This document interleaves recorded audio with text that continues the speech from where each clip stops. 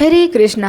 भाद्रपद महीने की पूर्णिमा तिथि बहुत ही खास होती है क्योंकि इस दिन से उमा महेश्वर व्रत भी धारण किया जाता है और पितृपक्ष यानी कि श्राद्ध पक्ष भी शुरू हो जाते हैं। भाद्रपद पूर्णिमा के दिन सत्यनारायण भगवान की पूजा करके सत्यनारायण भगवान की कथा का पाठ या श्रवण भी करना चाहिए। इस दिन व्रत रखने से भक्तों के जीवन के सारे दुख दूर हो जाते हैं, जीवन में सुख समृद्धि आती है और सत्यनारायण भगवान की कृपा भी प्राप्त होती है। भाद्रपद पूर्णिमा के शुभ अवसर पर नदी, तालाब या कुंड में स्नान करने से भी विशेष लाभ मिलता है।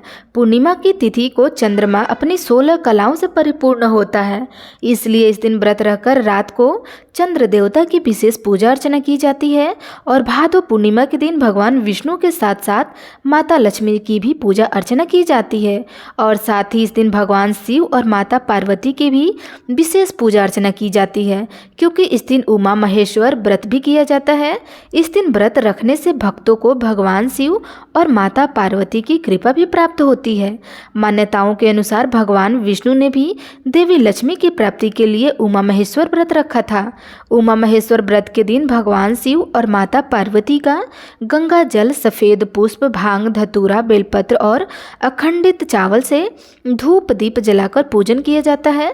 साथ ही इस दिन चंद्र देवता को खीर का भोग लगाकर चंद्र दर्शन करके ही इस व्रत को खोल लिया जाता है। आज की इस वीडियो में आप भाद्रपद पूर्णिमा की 2 कथाएं सुनेंगे, एक भाद्रपद पूर्णिमा की कथा और दूसरा आप उमा महेश्वर व्रत की कथा भी सुनेंगे। जो भक्त इस दिन उमा महेश्वर व्रत ना भी रख पाए तो उन्हें भी इस दिन इस कथा को पढ़ने से विशेष लाभ मिलता है। मत्स्य पुराण में उमा महेश्वर व्रत का उल्लेख किया गया है। मत्स्य पुराण में वर्णित कथा के अनुसार एक बार कैलाश पर्वत से भगवान शंकर के दर्शन करके लौटते समय मार्ग में महर्षि दुर्वासा की भेंट भगवान विष्णु से हुई। महर्षि दुर्वासा को भगवान शंकर ने आशीर्वाद स्वरूप एक बेलपत्र की माला भेंट की। जब महर्षि दुर्वासा की भेंट भगवान विष्णु से हुई तो उन्होंने वह माला भगवान विष्णु को दे दी। भगवान विष्णु ने महर्षि दुर्वासा से मिली उस माला को स्वयं अपने गले में धारण न करके अपने वाहन गरुड़ जी के गले में पहना दिया। यह देखकर महर्षि दुर्वासा को क्रोध आ गया और उन्होंने क्रोध में आकर भगवान विष्णु से कहा कि तुमने मेरे आराध्य भगवान शंकर का अपमान किया है। उनके द्वारा की गई माला मैंने तुम्हें उपहार स्वरूप दी और तुमने वो माला खुद धारण ना करके अपने गरुड़ को पहना दिया। यह मेरा और मेरे भगवान शंकर का घोर अपमान है। इसलिए हे श्री हरि, मैं तुम्हें श्राप देता हूँ कि तुम्हारा सारा वैभव नष्ट हो जाए और तुम लक्ष्मीहीन हो जाओगे। लक्ष्मी तुम्हारे पास से चली जाएगी, क्षीर सागर भी तुमसे छीन जाएगा और तुम्हारा शेषनाग भी तुम्हारी कोई मदद नहीं कर पाएगा। महर्षि दुर्वासा से ऐसा श्राप सुनकर भगवान विष्णु ने उस श्राप को स्वीकार कर लिया और फिर बड़े शांत स्वर में उन्होंने महर्षि दुर्वासा से उस श्राप के निवारण का उपाय पूछा। तब महर्षि दुर्वासा ने भगवान विष्णु को उमा महेश्वर व्रत रखने का परामर्श दिया। महर्षि दुर्वासा ने कहा कि उमा महेश्वर व्रत करने से मेरे श्राप के कारण तुम जो कुछ भी खोए हो वह सब तुम्हें पुनः प्राप्त हो जाएगा। तब भगवान विष्णु जी ने भाद्रपद महीने की पूर्णिमा पर उमा महेश्वर व्रत का अनुष्ठान किया और इस व्रत के प्रभाव से महर्षि दुर्वासा के द्वारा दिया गया श्राप भी दूर हो गया और लक्ष्मी जी के साथ साथ उन्होंने जो भी वस्तुएं खोई थी उन्हें वह सब कुछ प्राप्त हो गई। अब सुनिए भाद्रपद पूर्णिमा के दिन सुनी जाने वाली विशेष व्रत कथा। द्वापर युग में एक समय की बात है कि यशोदा जी ने श्री कृष्ण से कहा, हे कृष्ण, तुम सारे संसार के उत्पन्नकर्ता, पोषक और उनके संहार करता हो। आज कोई ऐसा व्रत मुझसे कहो जिसे करने से मृत्यु लोक में स्त्रियों को विधवा होने का भय न रहे और वह व्रत सभी मनुष्यों की मनोकामनाएं भी पूर्ण करने वाला हो। तब श्री कृष्ण कहने लगे, हे माता, आपने अति सुंदर प्रश्न किया है। अब मैं ऐसे ही एक व्रत को बताता हूँ। सौभाग्य की प्राप्ति के लिए स्त्रियों को 32 पूर्णमासी का व्रत करना चाहिए। इस व्रत के करने से स्त्रियों को सौभाग्य संपत्ति की प्राप्ति होती है। यह व्रत अचल सुहाग देने वाला है। तब यशोदा जी कहने लगी, हे कृष्ण, सबसे पहले इस व्रत को मृत्युलोक में किसने किया था और इस व्रत में कौन सी कथा पढ़ी या सुनी जाती है, इसके विषय में विस्तार पूर्वक मुझसे कहो। तब भगवान श्री कृष्ण कहने लगे कि इस भूमंडल पर एक अत्यंत प्रसिद्ध राजा चंद्रहास से पलित अनेक प्रकार के रत्नों से परिपूर्ण कातिका नाम की एक नगरी थी। वहाँ पर धनेश्वर नाम का एक ब्राह्मण रहता था। उसकी पत्नी अति सुशीला और रूपवती थी। दोनों ही इस नगरी में बड़े प्रेम के साथ रहते थे। घर में धन धान्य आदि की कोई कमी नहीं थी। उन्हें एक बड़ा दुख था कि उनकी कोई संतान नहीं थी। इस दुख से वह अत्यंत दुखी रहते थे। एक समय एक बड़ा तपस्वी योगी उस नगरी में आया। वह योगी उस ब्राह्मण के घर को छोड़ करके अन्य सभी घरों से भिक्षा लाकर भोजन किया करता था। रूपवती से वह भिक्षा नहीं लेता था। उस योगी ने एक दिन रूपवती से भिक्षा न लेकर किसी दूसरे घर से भिक्षा ली और गंगा किनारे जाकर भिक्षा में मिले अन्न को प्रेम पूर्वक खा ही रहा था कि धनेश्वर ने योगी का यह सब कार्य करते हुए देख लिया।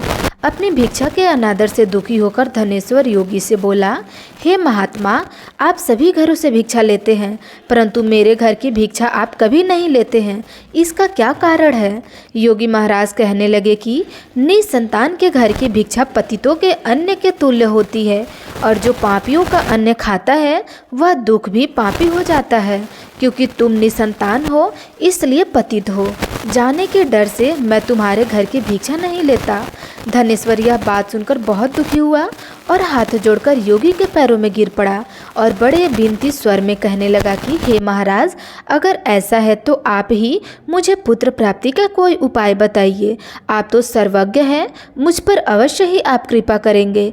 धन की सुख की मेरे घर में कोई कमी नहीं है, परंतु मैं संतान न होने के कारण अत्यंत दुखी हूँ। आप मेरे इस दुख को दूर कीजिए, क्योंकि आप सामर्थ्यवान हैं। ऐसा सुनकर योगी कहने लगे, हे ब्राह्मण, तुम चंडी देवी की आराधना करो, चंडी देवी को प्रसन्न करो, तब वही तुम्हें पुत्र की प्राप्ति कराएंगी। घर आकर उसने अपनी पत्नी से सारा वृतांत कहा और वह स्वयं तपस्या करने के लिए वन में चला गया। वन में जाकर उसने देवी चंडी की उपासना की और उपवास भी किया। देवी चंडी ने 16वें दिन उसको स्वप्न में दर्शन दिया और कहा, हे धनेश्वर, जा, तेरा पुत्र होगा, परंतु वह 16 वर्ष की आयु में ही मृत्यु को प्राप्त हो जाएगा।